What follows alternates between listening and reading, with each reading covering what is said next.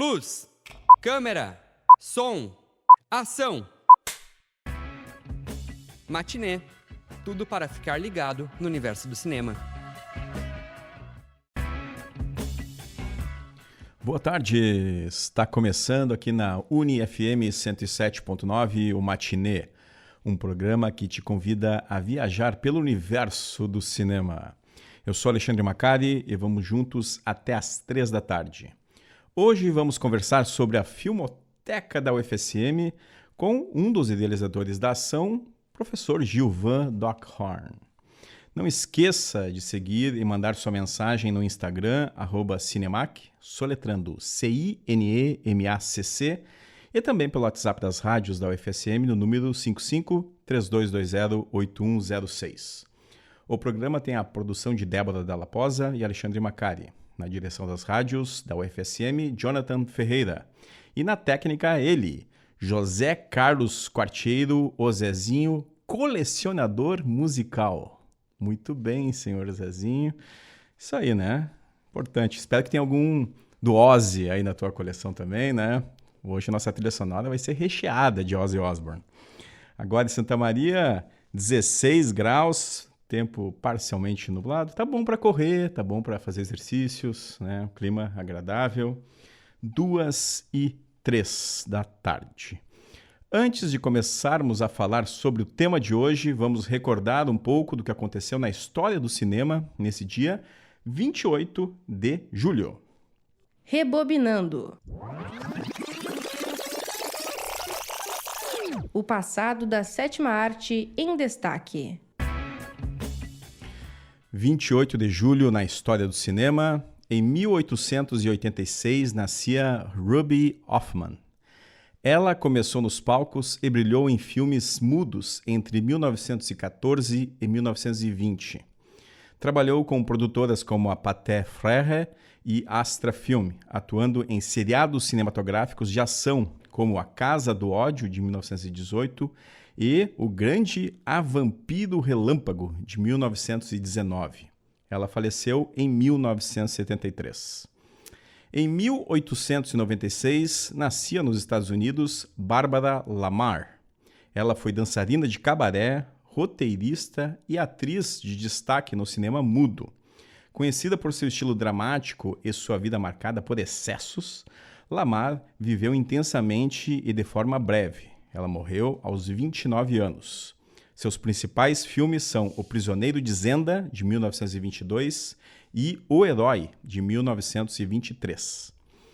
A data de hoje também marca despedidas. Em 1934, nos deixava Marie Dressler, atriz canadense que marcou o início do cinema falado.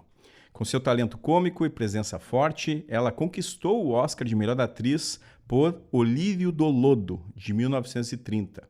Atuou também em Anna Christie e Jantar às 8, e hoje tem uma estrela na calçada da fama de Hollywood. No Brasil, falecia em 2019, Ruth de Souza. Ruth foi marco na história da arte brasileira. Primeira atriz negra a protagonizar uma novela da TV Globo, foi também a primeira brasileira indicada como melhor atriz em um festival internacional, o Festival de Veneza, e ela foi indicada por Sim, a Moça, de 1954. Outros trabalhos de Ruth, revelantes para o cinema, incluem A Morte Comanda o Cangaço, de 61, O Assalto ao Trem Pagador, de 62 e Jubiabá, de 1987. Ela faleceu com 98 anos. Os aniversariantes do dia: 84 anos de Peter Cullen, nascido em 1941. No Canadá, ele tem uma carreira de destaque na dublagem, principalmente interpretando a voz de Optimus Prime, lendário líder dos Autobots no universo Transformers.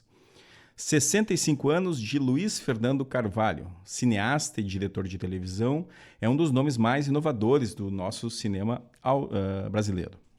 Seus trabalhos aliam literatura, arte e uma estética marcante, como um destaque para Lavoura Arcaica, considerado por muitos uma das grandes obras-primas do cinema nacional contemporâneo. Aniversaria também Elizabeth Berkley, que completa 53 anos. Ela ficou conhecida nos cinemas com o polêmico Showgirls, de Paul Verhoeven. que, né, fez com que o nome dela ficasse aí bastante presente na cultura pop, numa atuação ousada e muito comentada até hoje. E fechando a lista dos aniversariantes de hoje, temos John David Washington, filho de Denzel Washington. O John completa 41 anos. Ex-jogador de futebol norte-americano, ele seguiu os passos dos pais, Denzel e Pauletta Washington, e se firmou como ator em ascensão em Hollywood. Ganhou destaque na série Ballers e foi aclamado no filme Infiltrado na Clã, de 2018, dirigido por Spike Lee, que lhe rendeu inclusive indicações ao Globo de Ouro e também ao SAG Awards.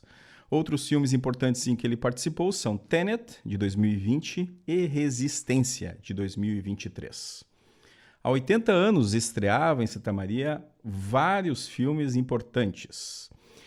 No Cinema Imperial, a plateia se divertia com Os Milionários do Riso, com os quadros cômicos de Alvarenga e Ranchinho, dupla caipira que fazia sucesso pelo rádio e também pelo cinema. No mesmo espaço, a comédia Esposa por Conveniência, com a dupla estadunidense Abbott e Costello, que divertia os públicos com suas tramas leves e espirituosas, típicas desse período aí da guerra. Em outra sala concorrida da cidade, a Cine, os programas da semana traziam o faroeste em destaque, como Cavaleiros Foragidos e também Vigilantes da Lei. E muito tiroteio, cavalos em disparada e aquele bom e velho faroeste. E para os corações mais românticos, o mesmo cinema exibia Encontro de Amor, estrelado pelo galã Charles Boyer, o verdadeiro ídolo do cinema falado desse período da década de 40. Na última terça-feira, faleceu aos 76 anos o roqueiro britânico Ozzy Osbourne, ícone do heavy metal e vocalista da banda Black Sabbath, uma parte, pelo menos, da fase do Black Sabbath, fase inicial, principalmente. Conhecido como o Príncipe das Trevas, Ozzy marcou gerações com sua música provocadora e presença de palco inconfundível. Além do sucesso nos palcos, Ozzy também deixou sua marca no cinema e na cultura pop. Sua figura foi homenageada e parodiada em diversas produções, e ele próprio fez participações em filmes como Austin Powers e O Homem do Membro de Ouro, além de dublar personagens animados como King Trash, de Trolls 2, e de ter sua música presente em várias trilhas sonoras marcantes. Ozzy também ganhou e estrelou o reality show The Osbournes, exibido pela MTV nos anos 2000, que influenciou o formato de programas familiares no audiovisual. E a nossa trilha sonora de hoje vai ter muito Ozzy Osbourne.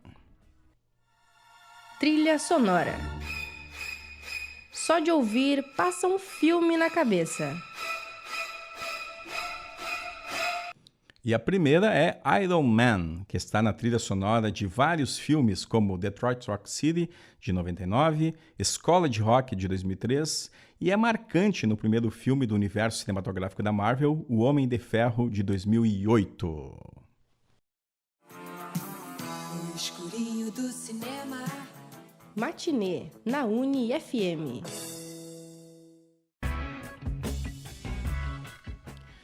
Hoje o nosso programa faz uma viagem pela memória do cinema e do cinema produzido na cidade e também na região.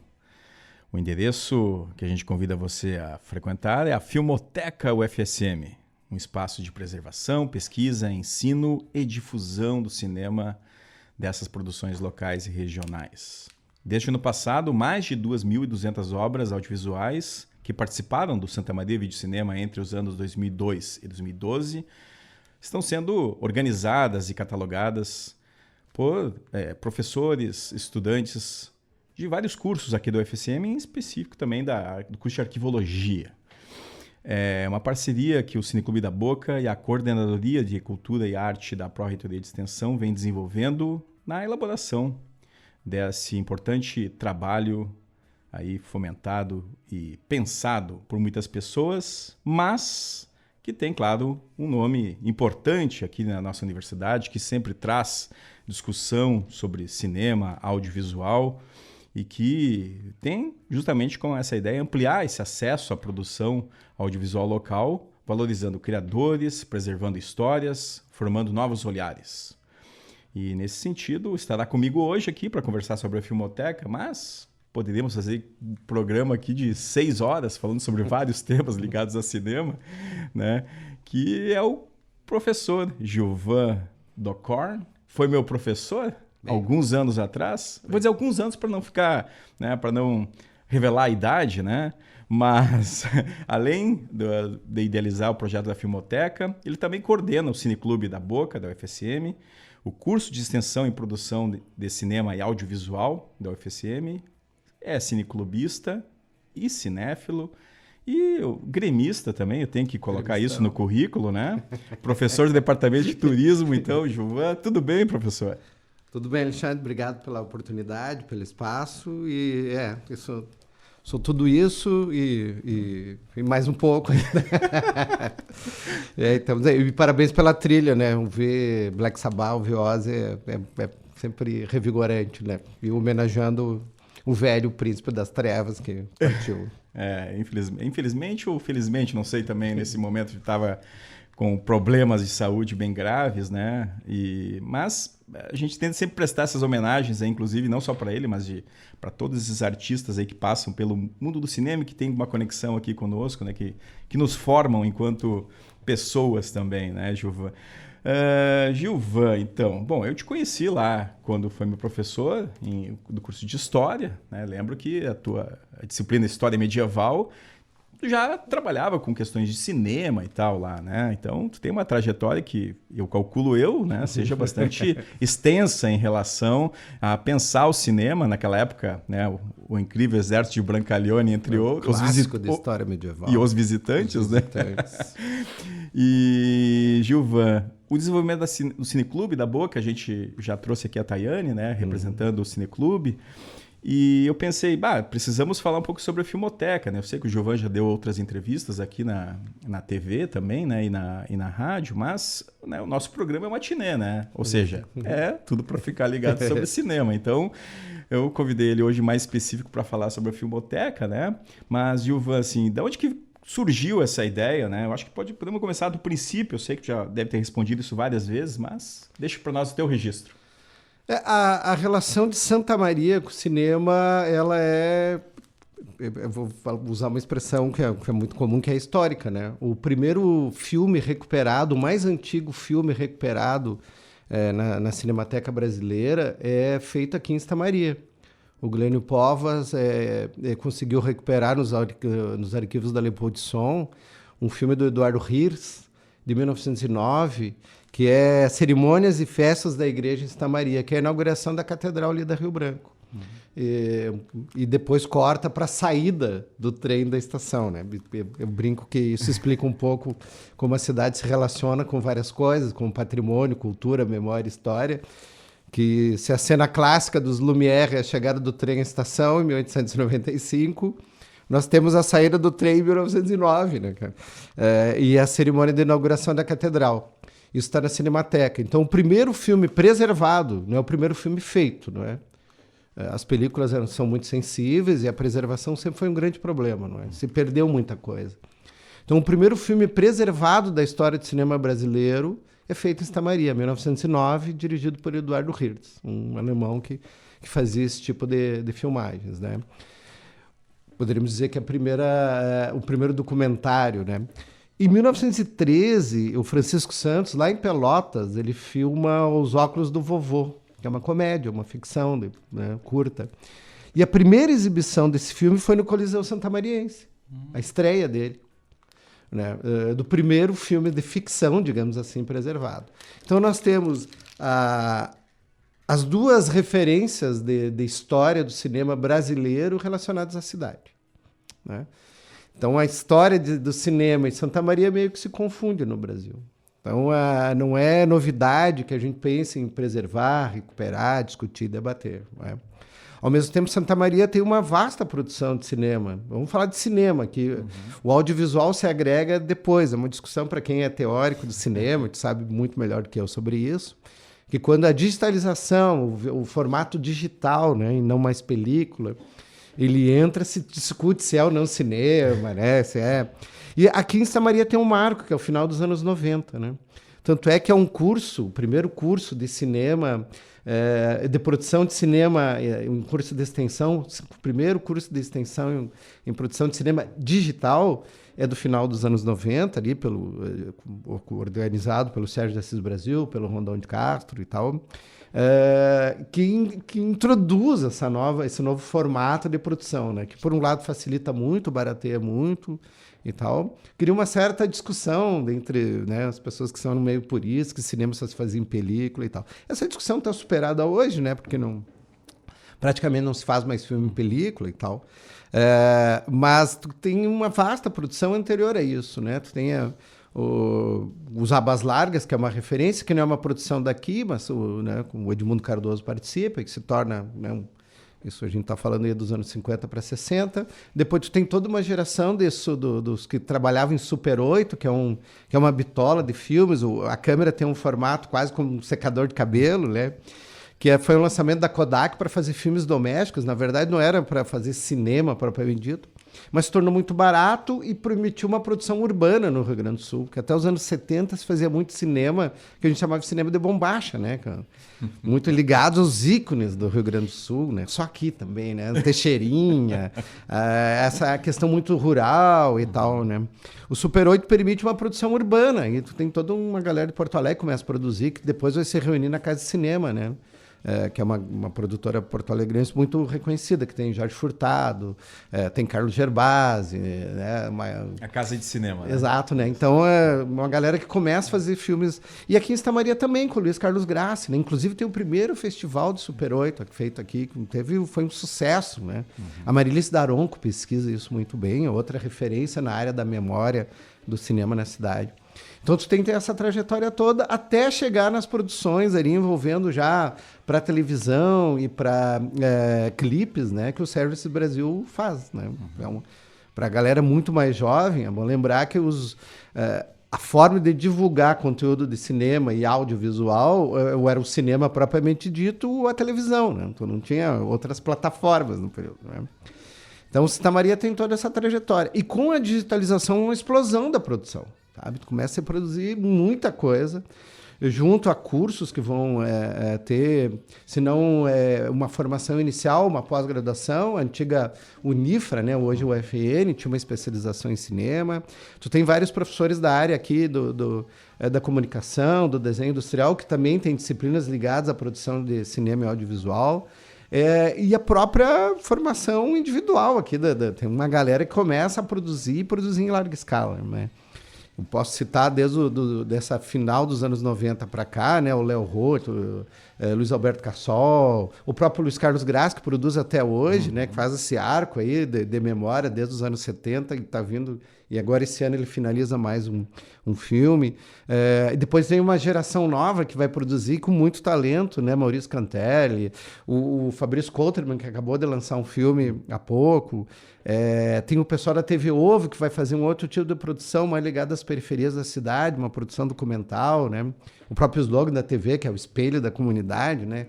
Então, tu tem e mais uma galera que produz, assim, dessa novíssima geração, o Marcos Oliveira, o Pedro Amaral, né, o Mário Finardi, a Nelly Mombelli agora foi indicada, o longa que ela ainda não lançou aqui, mas já foi selecionado para Gramado, na mostra competitiva, né? Tu tem uma turma que produz. E qual é o grande problema disso, né? A gente tem um histórico de produção de cinema e audiovisual, nós temos grandes referências dessa produção, mas faltava um espaço para preservar, recuperar e garantir um acervo para tornar isso acessível a todos, né? E há algum tempo, a ideia do cineclubismo não é só exibir filmes, não é? Tem uma grande preocupação que a gente chama da cadeia do cinema, né? O do audiovisual, que é a produção, a distribuição, a exibição e a produção de memória e acervo, né? E desde o final da pandemia, vou botar aí desde 2021, 2022, o Cineclube da Boca, que é o Cineclube da Universidade Federal de Santa Maria, se tornou um programa de extensão. E nesse programa de extensão a gente tem vários projetos. E a ideia sempre foi coordenar essas várias faces. Então a gente tem as exibições semanais, toda quarta, às quartas, 19 horas, no auditório do 67, somente produções locais.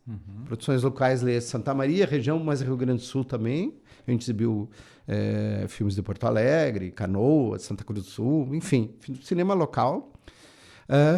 Mas, sobretudo, também pensar na formação. Então, nós temos várias oficinas cineclubistas que dão conta da história do cinema, história do cinema local, regional e do mundo, a história do cineclubismo, a prática cineclubista, como montar uma sessão. Fomos também, desculpa, o curso de produção de cinema e audiovisual, que eu coordeno junto com o Fernando Codevilla. E, a partir daí, fomos abarcando os outros elementos ligados à memória, né? Então, a ideia de nós termos uma filmoteca é preservar essa memória e, ao mesmo tempo, distribuí-la. Ou seja, distribuir esse acervo produzido aqui ao longo do tempo. A ideia é fazer com que essa filmoteca seja acessível como se fosse um streaming Exato, da exato, institucional, exato. é isso? A gente informalmente chama de Bocaflix. A UNB desenvolveu um plugin chamado Tainacan, que é uma forma de criar repositórios digitais, não é? A universidade já usa, lá no acervo artístico, né? O Rafael Rapp, que está dando uma grande mão para a gente, mais a Vera, da Coordenadoria de Cultura e Arte, mais a Pró-Reitoria de Extensão, nós temos várias parcerias, a Cristina, do DAG, né? do Departamento de Acervo, mais os professores da Arquivo, a professora Fernanda Pedrazzi, Sônia, Jorge, os alunos. A ideia é a gente digitalizar tudo e jogar nessa, chamada de plataforma aqui, e no futuro não só alunos, mas a comunidade, enfim, quem quiser possa acessar isso. Da mesma forma que acessa o conteúdo da biblioteca, sabe? Dos livros. A ideia é essa. Maravilha. Gilvan, vamos eu quero perguntar algumas questões sobre o acervo em si, como é que está a organização e tal, alguns títulos, né, que são interessantes, mas antes vamos ouvir uma outra música do grande Ozzy Osbourne, que está na trilha sonora do filme Hellraiser 3, Inferno na Terra, dirigido por Anthony Hickox. Então fique aí com Hellraiser.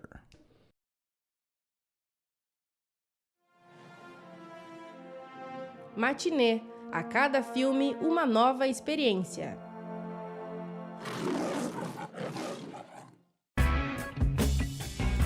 Tá aí o grande Ozzy Osbourne fazendo música para trilha de filme, né? Tá aí, ó, Hellraiser. Magnífico. O filme não é lá essas coisas, mas a música é muito boa. Muito bom. Bom, Gilvan, falando em filme, né? Nós temos aí... Bom, não vamos entrar naquela discussão aí que, para mim, né, é uma discussão que tá derrotada já, que é se tem que ser em película ou não, né? Porque para mim o cinema digital tá aí porque é cinema também, né? E amplia essa dimensão, inclusive, de produção, né? A Filmoteca tá com... Quantos filmes já estão lá na Filmoteca? Como é que foi essa parceria também com o Santa Maria Vídeo Cinema, que eu acho que tem uma data importante, né? Que agora passou um ano agora, né? Exato, exato. Né? Fale um pouquinho disso. Decidido que a gente ia ter uma política institucional de preservação dessa memória de cinema e audiovisual, nós passamos a conversar com os grupos que são parceiros do Cineclube da Boca, né? E uma parceria já de anos é o Santa Maria Vídeo Cinema, além do Festival Alma ONG, né? Que é coordenado pelo Luiz Alberto Cassol. E o Cassol, nessas conversas, a gente... chegou à conclusão que é o melhor local para depositar a salvaguarda desses acervos materiais, né, que estavam lá na SESMA, na Cooperativa dos Estudantes de Santa Maria, era a universidade, né? Primeiro fizemos um apanhado do que tinha, chegamos lá um número de... junto com o Luciano Ribas, né, que é outro coordenador do SMVC, chegamos a mais ou menos 3.500 itens. Esses 3.500 itens estão divididos em filmes em CDs, né, DVD, VHS, né, e de 2022 para cá em formato digital. né? Mais cartazes, mais fotografias, mais, né, fichas de inscrição e tal. São caixas e caixas. E fomos eu e o Rafael Rapp, que é do acervo artístico, buscar todo esse material. Então, o primeiro passo foi esse. O segundo era burocrático, é institucionalizar essa doação, né? O SMVC doaria, mas teria que ter algumas contrapartidas, que era, que eu acho correto, né? A segurança do acervo, a conservação e a destinação, né? Tal. E para isso a universidade também teria algumas salvaguardas, né? Formalizar isso. E aí fizemos um termo de doação, assinado entre o SMVC e a Universidade Federal de Santa Maria. Foi uma sessão do Cineclube, a gente exibiu Cinzas da História, o primeiro filme premiado de Santa Maria, no Santa Maria Vídeo Cinema, em 2002, do Léo Roth, né? E fizemos a cerimônia lá, né? Então... o Cassol assinou o termo junto com a Marta Dami, então vice-reitora, e a partir dali estava formalizado isso. Então, a primeira parte. Aí vem a segunda, que é o transporte disso. Aí conseguimos transportar todo esse material para o acervo artístico, né? Até aí tudo bem. Aí entramos no problema propriamente dito, né? Como é que tu organiza isso? Porque eram materiais dispersos em caixas, né? Caixas e caixas e caixas. E aí contatamos a professora Fernanda Pedrazzi, do curso de Arquivologia, e ela, junto com o professor Jorge e a professora Sônia, organizaram uma turma inteira durante 2 semestres, que o trabalho prático era catalogar isso. Então foi feito isso, essa catalogação. Então uma etapa anterior ainda. A partir disso, nós estamos numa etapa agora que é a digitalização desses acervos, né? Tem uma parte que é em DVD, que é simples, né? Simples em termos, né? Porque tu precisa ter um aparelho DVD, um leitor e tal. Já não é algo tão simples. Né? É uma tecnologia meio, por incrível que pareça, né? Meio caquética, assim. Mas tem uma parte que é em VHS, então a gente está recuperando aparelhos de VHS para poder fazer essa recuperação e digitalização. Esse é um outro trabalho. O que a gente pretende agora no segundo semestre, Alexandre? Pegar um acervo que já está digitalizado, né? Mais algumas doações, né? Por exemplo... Quase todos os realizadores da cidade se prontificaram a doar seus acervos, né? Ou seja, e doar o acervo significa que eles podem ser usados livremente por qualquer pessoa, desde que não se ofere lucro com eles, né? Ou seja, desde que tu não pirateie o filme e venda ou assuma para si a titularidade do filme. Então, são filmes livres, né? Pode usar em escolas. A nossa ideia, eu estava falando antes sobre o Tainacan, é jogar os filmes lá e criar os metadados que vão possibilitar o acesso. Então, tu vai chegar num terminal de computador, abrir lá a filmoteca da universidade e vai ter uma série de itens de busca. Por exemplo, quer assistir documentário ficção, animação experimental, quer assistir filmes com a temática sobre violência, sobre questões LGBTQIA+, sobre racismo, quer assistir uma comédia, quer assistir drama, enfim, tu vai ter vários, e vai poder selecionar e o filme vai ser na íntegra, né, com boa qualidade, né? Essa é a ideia. Por enquanto, a gente quer colocar algumas telas, né, lá no acervo artístico, com um fone, para fruição individual. Então, vai lá o Alexandre Macari, uma tarde lá, quer pesquisar filmes de 2002, Santa Maria. Vai ter lá uma série já indexada, tu abre o filme e assiste ali o filme que tu quiser e tal, faz a tua consulta que quiser. Então, a gente está nessa etapa agora, que é uma etapa muito trabalhosa. Esse é um trabalho para anos, né? Ou seja, mas a gente quer dar um pontapé inicial com esses já digitalizados. A maioria, eu diria que todos os realizadores da cidade já têm acervo digitalizado, né? E já organizados, né? Já falei com o Mário Finardi, já falei com o Maurício Cantelli, já falei com o Fabrício Coulterman, né? Eu quero dizer a Filmoteca, né? Então, são acervos que a gente é só pegar de um HD e transferir para essa grande plataforma que vai ser o Tainacan, né? O Bocaflix. E, a partir daí, liberar o acesso para todo mundo, né? Que legal. Isso é importantíssimo, né? E para o pessoal ficar já ligado, assim, quais são as preciosidades que nós temos aí de filmes, né? A gente tem uns clássicos, assim, por exemplo, tem o... vamos lá, né? Tu pega os clássicos do do Maurício Cantelli, né? O Espelho Hexagonal, o Quanto Mais Suicidas, Menos Suicidas, filmes premiados, As Cores de Bissau, que é um documentário sobre a Guiné-Bissau que ele fez, filmes lindíssimos, assim, que vão estar, né, disponíveis. Tem o clássico do terror santamariense, que durante muitos anos virou lenda, que é o Babyface, né? É um filme do Vinícius Menezes de 2006. Ele até tem no YouTube uma qualidade péssima e tal. A ideia é recuperar e poder digitalizá-lo de uma forma que tenha uma boa visualização. Os filmes do Fabrício Kotterman, o clássico da comédia local, feito em Restinga Seca, Farsa Seca, né, que ganhou vários Eu ia dizer prêmios. que o Fabrício é um dos maiores vencedores do Santa Maria de Cinema. Seguramente é o maior, né? É. Ele e o Cantelli dividem um Isso. posto, porque a cada ano o Kotterman lançava um filme e trazia um ônibus cheio de figurantes e atores ele só trabalhava com o pessoal de Restinga, né? E A Farsa Seca é um clássico desses, né?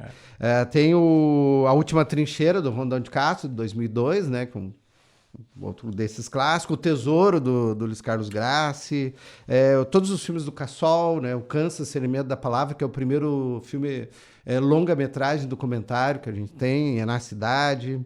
Tem o Que Letra é Essa, do Pedro Rocha, que é um filmaço, assim, triste, comovente, a história do menino que não conseguia se alfabetizar, que é lá de 2004. Tem olha, é um bom... Isso eu estou falando de filmes locais, porque nessa doação, nesse conjunto aí de mais de 3 mil filmes, vieram filmes do Brasil todo, né? Porque como o festival ele tinha a mostra local e a mostra nacional, a gente tem filmes de todo o Brasil, né? Filmes que não foram selecionados também, né? Então é muita... Os que não foram tem selecionados tudo. também Tão estão... ali, vão eles ficar... foram inscritos, Que né? legal. Porque são 2 etapas, né? Faz a inscrição, depois tem a fase da curadoria que vai selecionar os indicados que vão concorrer aos prêmios do festival. Mas na Filmoteca vai tudo. Vai tudo. A ideia é colocar tudo lá. A ideia é ir sem, sabe... claro, com as indicações etárias, com as indicações de gatilhos, enfim, né?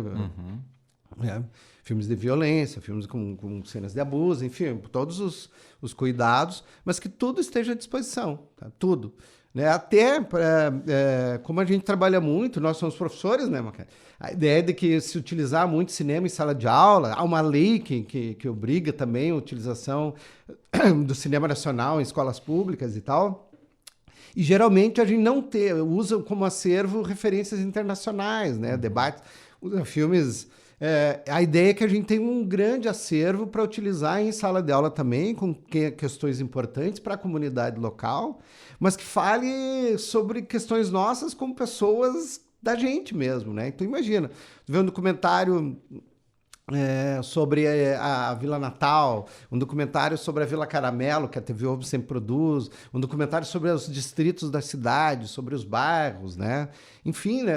Ou uma ficção. Cadê a Nota, que é um filme de comédia do Gelton, que é muito bom, sabe? Muito bom. Tu pode brincar, porque o cinema, esse é o lema do primeiro cineclube, que é o Cinema do Povo, de uma cooperativa anarquista francesa de 1909, que nós usamos no Cineclube da Boca. Para que serve o cinema? O cinema serve para divertir, instruir e emancipar, sabe?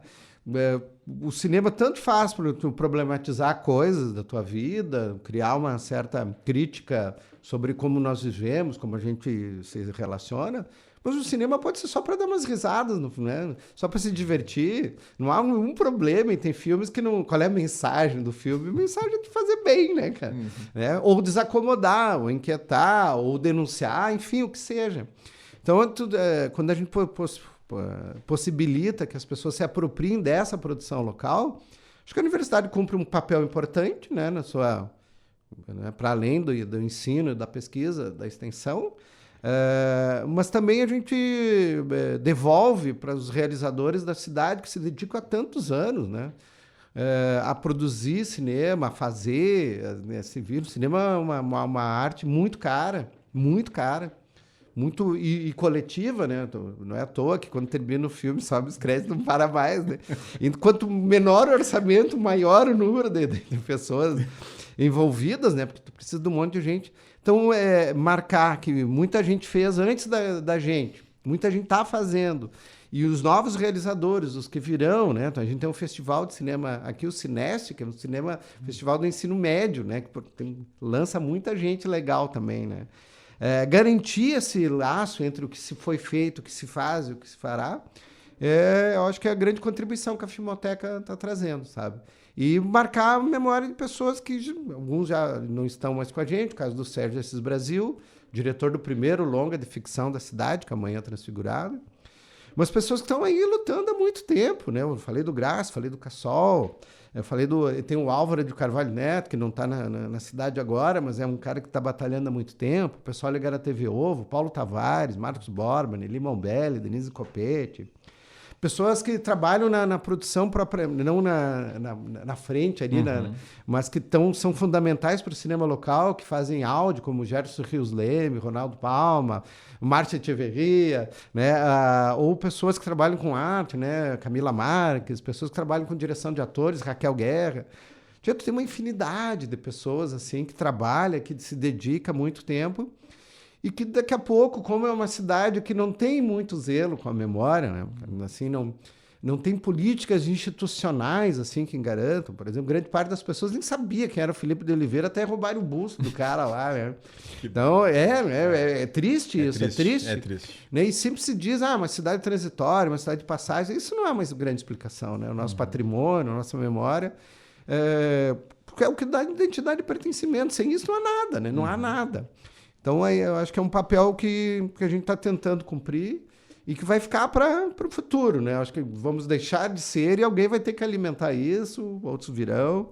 Um trabalho coletivo, demorado, mas extremamente gratificante e que recoloca ou coloca essas pessoas num lugar que elas merecem, né?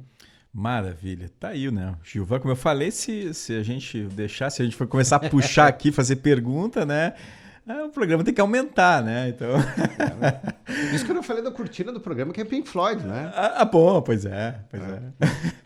Mas assim, Gilvan, agradeço muito a tua presença. Eu que agradeço, Alexandre. Obrigado pelo espaço. Espero que tua agenda fique melhor na segunda de tarde, que eu possa te chamar mais vezes para falar sobre outros temas de cinema. Vamos dar um jeito.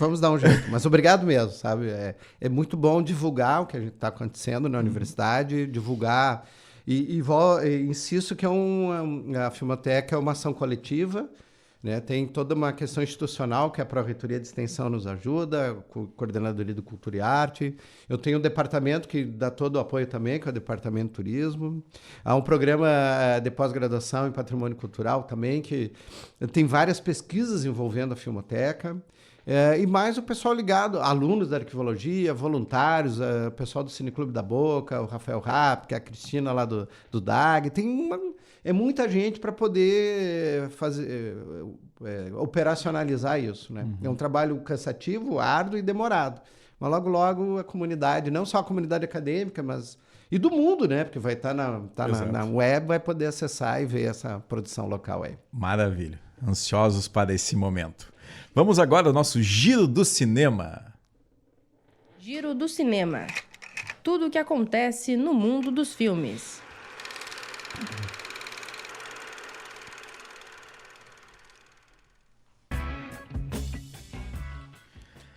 Top 5 bilheterias do Brasil na semana passada. Em primeiro lugar, Superman. Em segundo, Jurassic World, Recomeço. Em terceiro, Smurfs.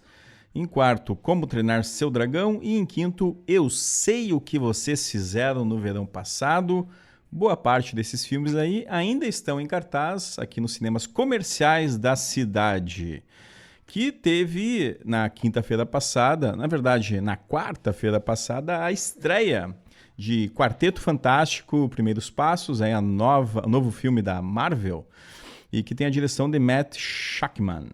Nesse novo filme, Reed Richards, Sue Storm, John Storm e Ben Green enfrentam a ameaça de Galactus, uma entidade cósmica que planeja devorar a Terra, e também da sua enigmática arauta, a Surfista Prateada. No elenco, Pedro Pascal, Vanessa Kirby, Joseph Quinn, entre outros.